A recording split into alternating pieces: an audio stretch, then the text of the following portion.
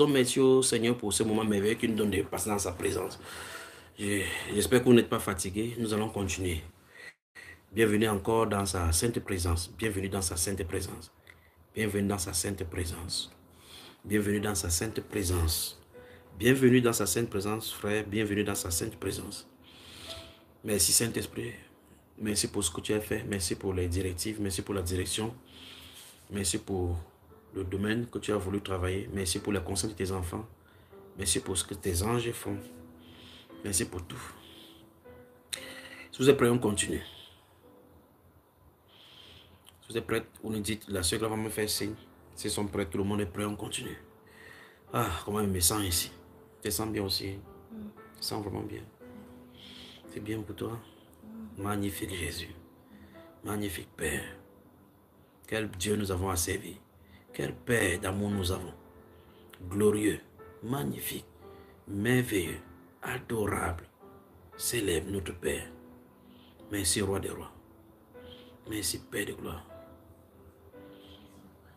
Alors je crois que tout le monde est prêt. Nous étions dans le livre de 1 Samuel, 1 Roi, chapitre 3, je crois tout à l'heure.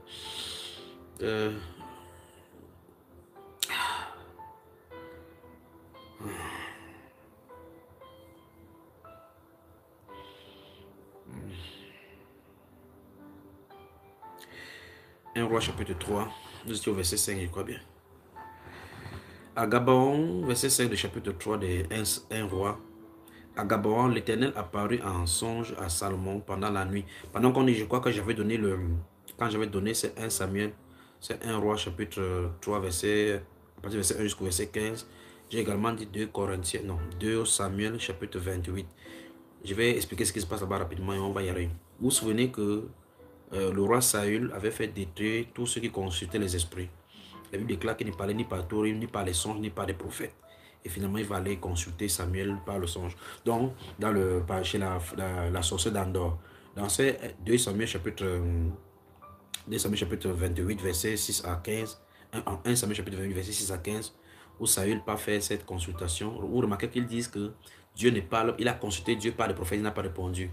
Par l'Urim et le Thummim, il n'a pas répondu. Par des songes, il n'a pas répondu. Donc, on voit que le songe était le moyen de communication de la part du Seigneur. Et je dis c'est ça parce qu'il va finir dans un roi ici au chapitre 3 et il va continuer dans une autre direction.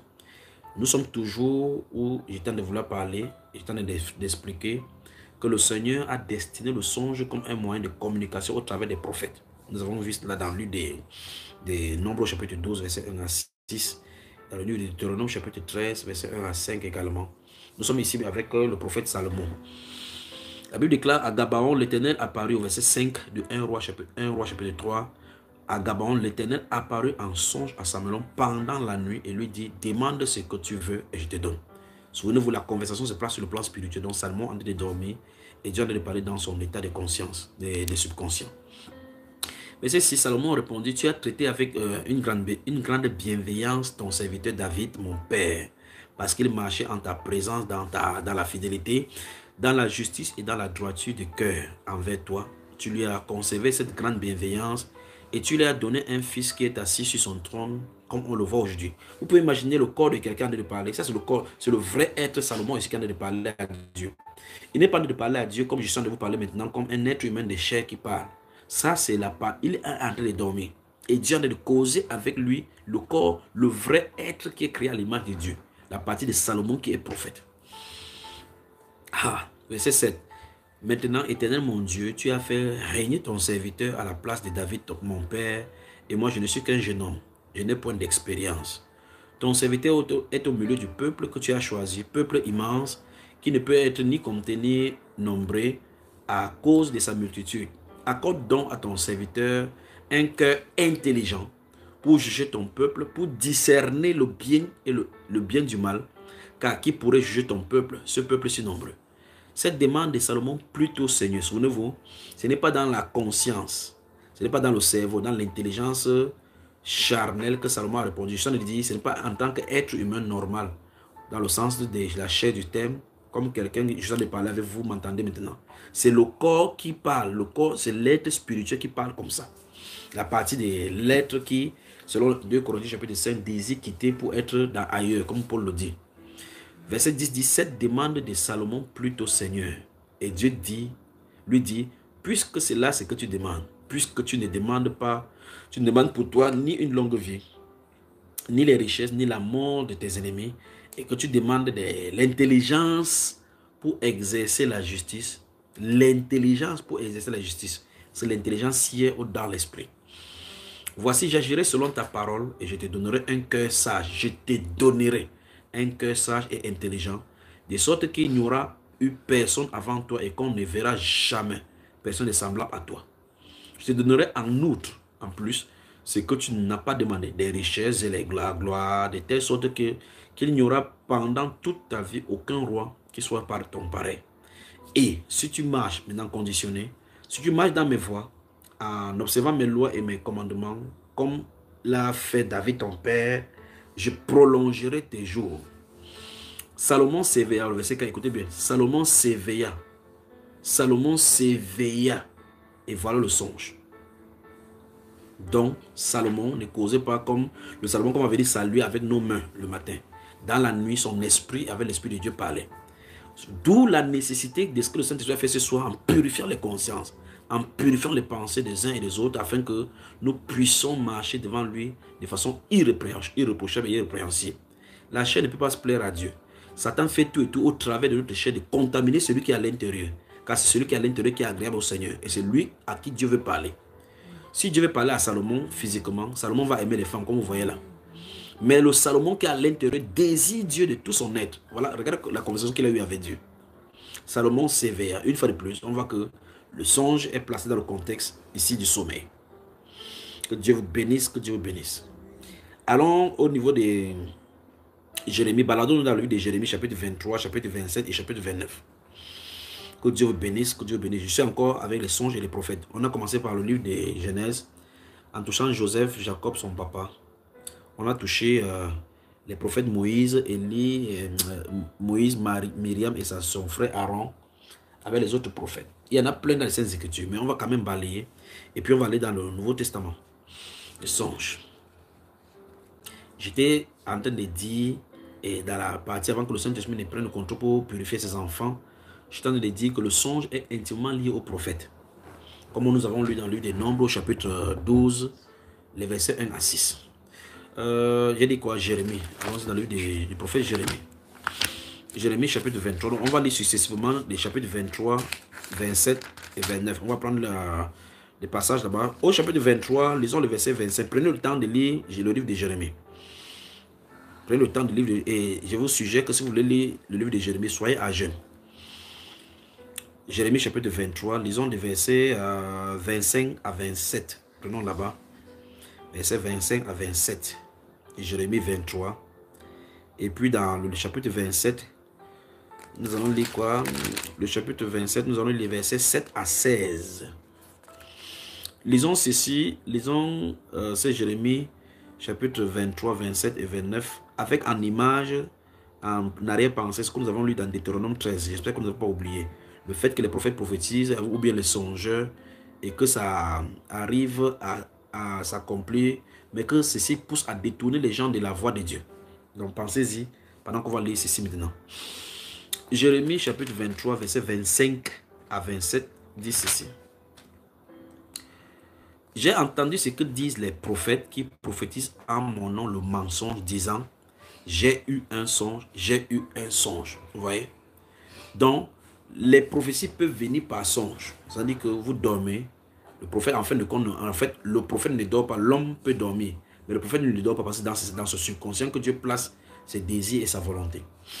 La Bible déclare ici, verset 25, que j'ai entendu ce que disent les prophètes qui prophétisent en mon nom le songe, le mensonge.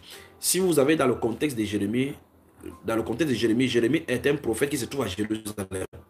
Les autres prophètes ont été amenés en captivité avec ses descendants et autres. Ils ont vécu là-bas. Et étant sur le territoire étranger, beaucoup commencent à prophétiser la victoire, et ainsi de suite, pour dire, ainsi parle l'Éternel, dans quelques jours, on va nous revenir. Comme on nous a amenés à Jérusalem, à Nebuchadnezzar, on va rentrer. C'est pour ça que vous allez voir au chapitre 29, Dieu va envoyer la parole à Jérémie, d'écrire des lettres pour dire aux captifs de planter des maisons là-bas, planter des vignes, manger, se marier là-bas, parce que ce n'est pas pour long, c'est pas pour maintenant qu'ils vont rentrer, parce que 70 ans ont été fixés sur eux. Donc, Jérémie donnait la volonté de Dieu en tant que prophète. Les autres aussi avaient des songes. Et d'autres prophétaient. Et qu'on va voir maintenant notre part des songes venant des prophètes. Ici, comme je l'ai dit en amont, des songes sont liés aux prophètes. Donc, on peut prophétiser par des songes. Comme dans le cas de Daniel. La majorité des prophéties de Daniel, c'est par des songes qu'il a eu. Waouh, merci Père. J'ai entendu verset 25 du chapitre 23 de Jérémie. J'ai entendu ce que disent les prophètes qui prophétisent en mon nom le mensonge, disant, j'ai eu un songe, j'ai eu un songe. Jusqu'à quand ces prophètes veulent-ils prophétiser le mensonge? Prophétiser la tromperie de leur cœur, souligner de leur cœur. Ils pensent faire oublier mon nom à mon peuple. Et vous voyez que ça rejoint effectivement Deutéronome chapitre 23, le chapitre 13 que nous avons lu. Verset 27 dit, ils pensent faire oublier mon nom à mon peuple par les songes que chacun d'eux raconte à son prochain, comme leurs pères ont oublié mon nom pour Baal. Verset 28, que le prophète qui a eu un songe raconte ce songe, et que celui qui a entendu ma parole rapporte fidèlement ma parole. Pourquoi mêler la paille au froment, dit l'Éternel. Soulignez ça. C'est magnifique. Je crois que je vais continuer la lecture ici. Je ne vais pas m'arrêter là. Verset 29. Ma parole n'était pas comme un feu, dit l'Éternel, et comme un marteau qui brise le roc. C'est pourquoi voici, dit l'Éternel, j'en veux aux prophètes qui se dérobent mes paroles l'un à l'autre. Écoutez bien ça. Voici, dit l'Éternel, j'en veux aux prophètes qui prennent leur propre parole et la donnent pour ma parole. C'est une dangerosité de t'appeler prophète et de dire des choses que Dieu n'a pas dites. Voici verset 32.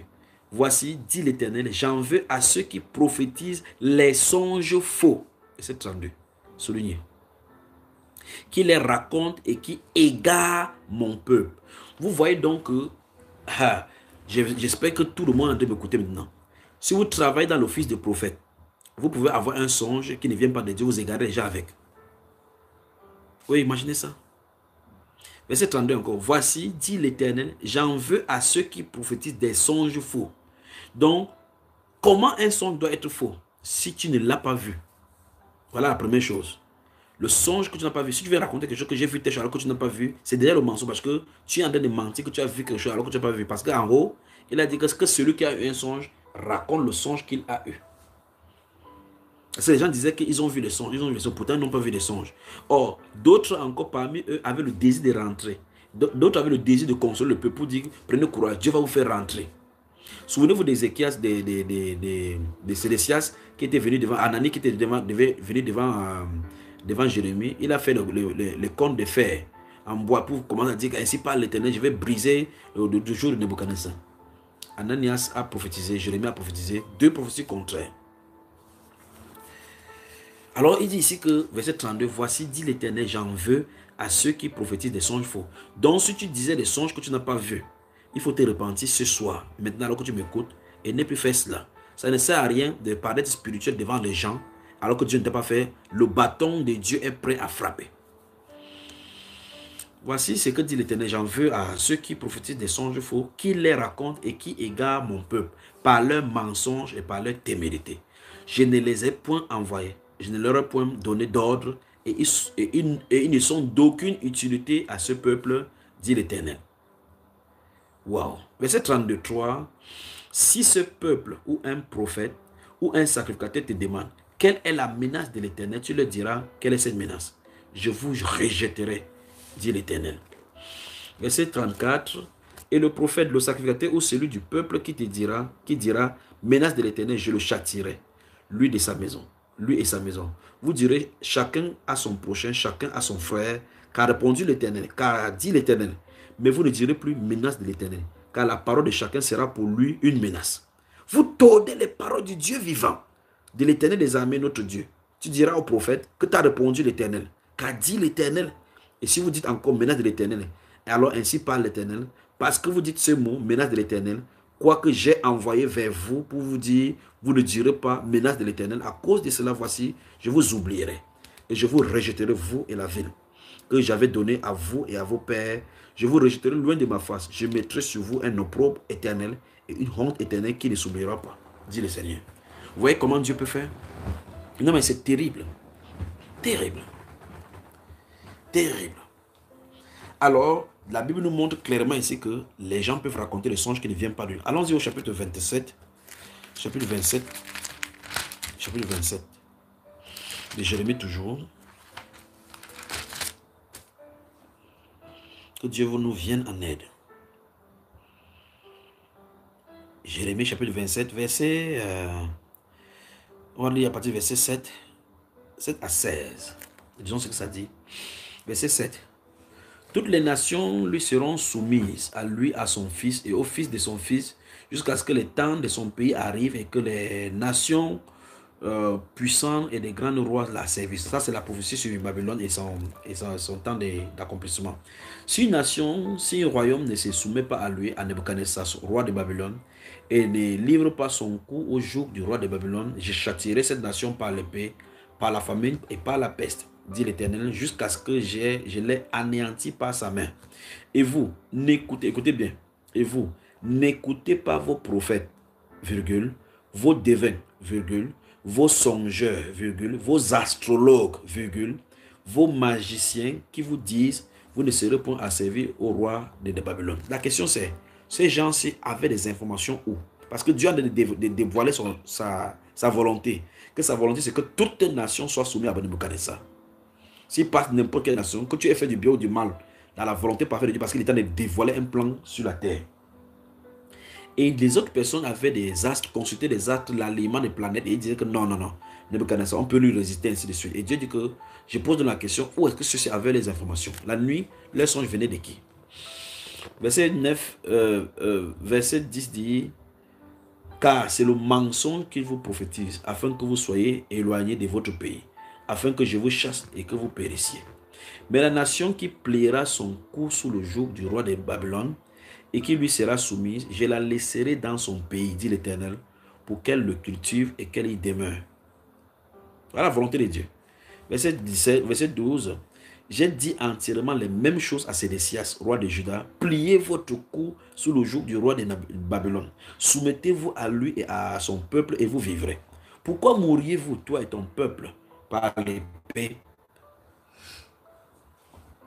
par la famine et par la peste, comme l'Éternel l'a prononcé sur la nation et sur la nation qui ne se soumettra pas au roi de Babylone? N'écoutez pas les paroles des prophètes qui vous disent, vous ne serez point asservis au roi de Babylone, car c'est le mensonge qu'il vous prophétise. C'est le mensonge qui vous prophétise. Verset 15. Je ne les ai point envoyés, dit l'Éternel, et ils prophétisent le mensonge en mon nom, afin que je vous chasse et que vous périssiez, vous et les prophètes qui vous prophétisent. Verset 16 enfin. J'ai dit aux sacrificateurs, à tout ce peuple, ainsi parle l'Éternel, n'écoutez pas les paroles de vos prophètes qui vous prophétisent, disant, voici les ustensiles de la maison de l'Éternel seront bientôt rapportés de Babylone. Car c'est le mensonge qu'il vous prophétise. Donc vous voyez que ces gens-ci prophétisaient parce qu'ils passaient la nuit à avoir des songes, mais ils venaient raconter des choses qui n'étaient pas dans la volonté de Dieu. Donc il faut vérifier que tout ce que nous sommes en train de recevoir prenne source de Dieu. Si ça prend source de Dieu, soit c'est clair, soit il y a besoin d'interprétation. Et s'il y a besoin d'interprétation, il y a toujours le canal par lequel Dieu va interpréter. Allons-y au chapitre 29. Que Dieu vous bénisse. Merci pour votre attente, merci pour votre patience. Que le Seigneur vous bénisse. Maintenant, dans le contexte, nous avons lu au chapitre 23, 27. Maintenant, lisons le 29, les 10 premiers versets du chapitre 29. Regardez. Chapitre 29 de Jérémie, verset 1 à 10. Voici le contenu de la lettre que Jérémie, le prophète, envoya de Jérusalem au reste des anciens en captivité. Je crois que je l'ai raconté tout à l'heure. Et à tout le peuple, aux sacrificateurs, aux prophètes et à tout le peuple que Nebuchadnezzar avait amené captif de Jérusalem à Babylone. Souvenez-vous, il dit qu'il y a des sacrificateurs là-bas à Babylone. Il y a des prophètes aussi. Donc il a écrit la lettre pour donner la volonté parfaite du Seigneur. Autrement dit, quand la volonté parfaite du Seigneur est écrite, et quand un songe vient pour contredire ce que la volonté parfaite est écrite, vous ferez mieux de vous en tenir à la volonté parfaite qui est écrite. Après que le roi Jéconia, la reine, les eunuques, les chefs de Juda et de Jérusalem, les charpentiers et les serruriers furent sortis de Jérusalem, il l'a remis à Éléazar, fils de Shaphan, et à Gemaria, fils de Hilkiah, envoyé à Babylone par Sédécias, roi de Juda, auprès de Nebuchadnezzar, roi de Babylone. Elle était ainsi conçue. Verset 4. Ainsi parle l'Éternel des armées, le Dieu d'Israël, à tous les captifs que j'ai amenés de Jérusalem à Babylone. Bâtissez des maisons et habitez-les. Plantez des jardins et mangez-en les fruits. Prenez des femmes et engendrez des fils et des filles. Prenez des femmes pour vos fils et donnez des maris à vos filles, afin qu'elles enfantent des fils et des filles. Multipliez là où vous êtes et ne diminuez pas. Recherchez le bien de la ville où je vous ai amené en captivité et priez l'Éternel en sa faveur parce que votre bonheur dépend du sien. Verset 8. Car ainsi parle l'Éternel des armées, le Dieu d'Israël. Ne vous laissez pas tromper par vos prophètes qui sont au milieu de vous et par vos devins. N'écoutez pas vos songeurs dont vous provoquez des songes. Provoquer des songes. Voilà le point que je vais parler maintenant. Provoquer des songes. Car c'est le mensonge qu'ils vous prophétisent en mon nom. Je ne les ai point envoyés, dit l'Éternel. Mais voici ce que dit l'Éternel. Dès que 70 ans seront écoulés pour Babylone, je me souviendrai de vous et j'accomplirai à votre égard ma bonne parole en vous ramenant dans ces lieux. Donc vous remarquez qu'au verset 8, la Bible déclare ici que Dieu dit qu'on ne croit pas parce que les songeurs et les prophètes, on provoque les songes. Donc on voit clairement que le cri du peuple peut amener l'aspiration et le désir des personnes à répondre à ces attentes. Il faut chercher la volonté de Dieu derrière le cri du peuple. Vous remarquez que dans les pays, par exemple, il y a des gens qui souffrent dans le pays, ils désirent que quelque chose arrive. Ils commencent à prophétiser. D'autres désirent que telle chose arrive, ils commencent à prophétiser. La Bible déclare donc qu'on peut provoquer des songes. Il y a des gens qui voient un serviteur de Dieu. Il n'y a pas une parole pour moi, il n'y a pas une parole. Si tu as une parole qui ne l'arrange pas, il va t'insulter.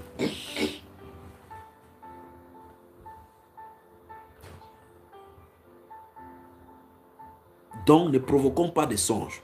S'il y a un songe que quelqu'un a de toi, il va raconter le songe comme on a dit. Que le Seigneur vous bénisse, que le Seigneur bénisse son peuple. Que le Seigneur bénisse son peuple. Notez le livre de Daniel chapitre 1, verset 17.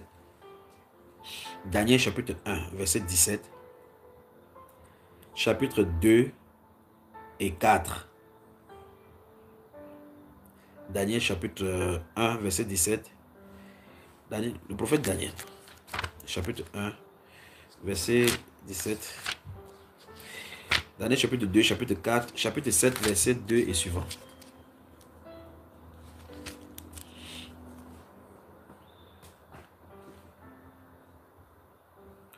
Prenez le temps également de lire le livre d'Ézéchiel chapitre 13 par rapport aux prophètes.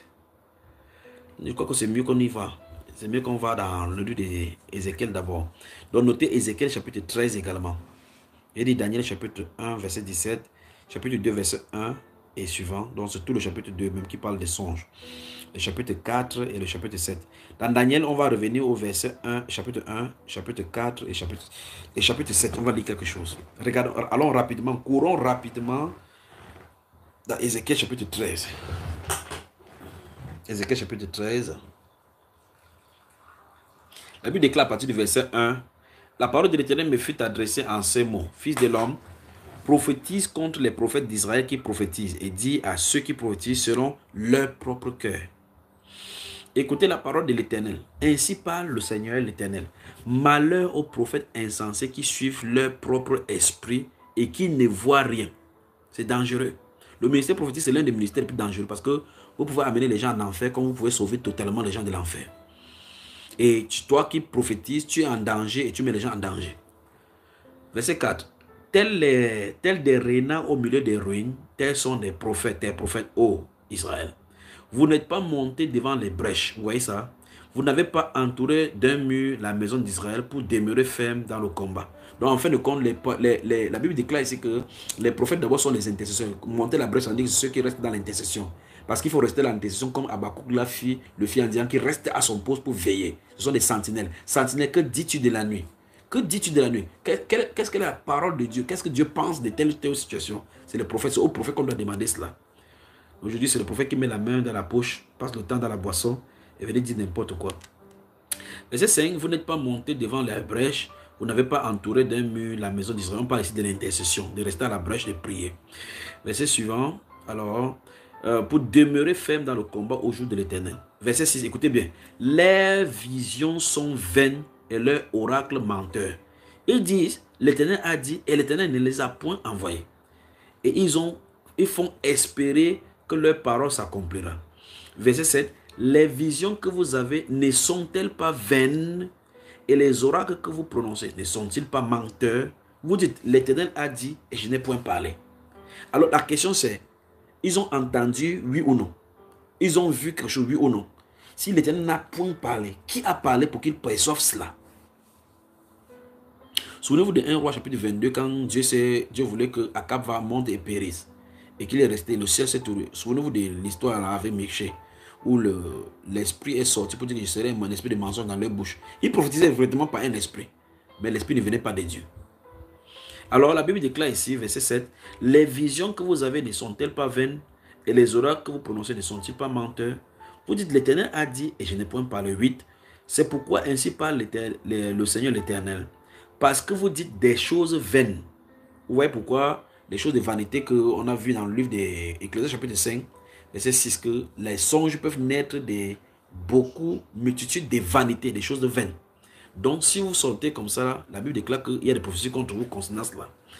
C'est pourquoi ainsi parle le Seigneur l'Éternel, parce que vous dites des choses vaines et que vos visions sont des mensonges. Voici, j'en veux à vous, dit le Seigneur l'Éternel. Ma main sera contre les prophètes dont les visions sont vaines et les oracles menteurs.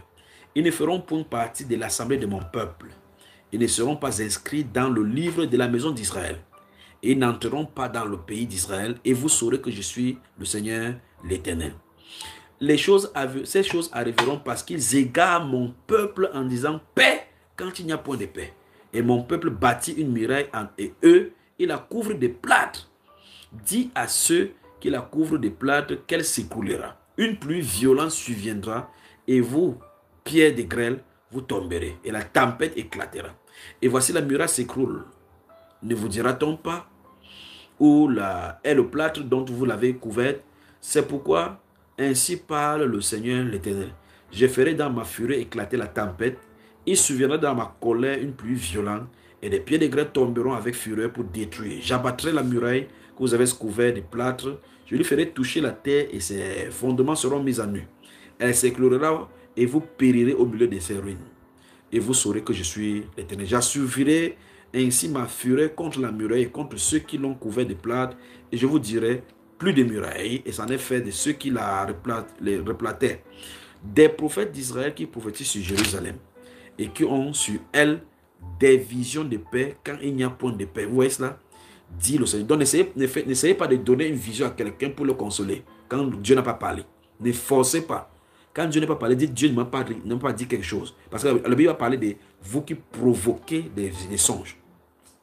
Verset 17. Et toi, fils de l'homme, porte tes regards sur les filles de ton peuple qui prophétisent selon leur propre cœur.